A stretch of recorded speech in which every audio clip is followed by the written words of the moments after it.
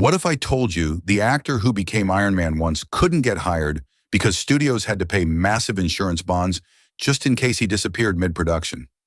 Robert Downey Jr.'s story isn't just about falling from grace. It's about the single decision that saved his life when every door in Hollywood slammed shut. By the early 2000s, Downey was radioactive. He'd bounced between rehab and jail, violating probation, missing drug tests, serving time in state prison. Studios wouldn't touch him.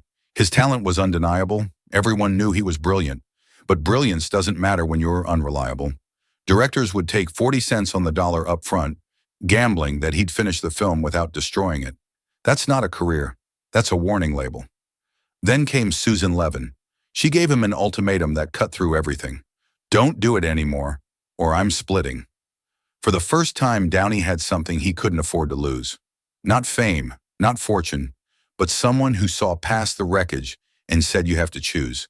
That fear of disappointing her sharpened his focus in ways prison sentences never could.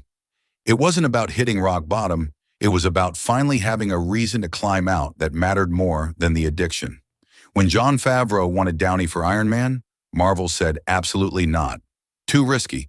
But Favreau knew something they didn't, that the man who'd lost everything and fought his way back was the only one who could authentically play a character rewriting his own story.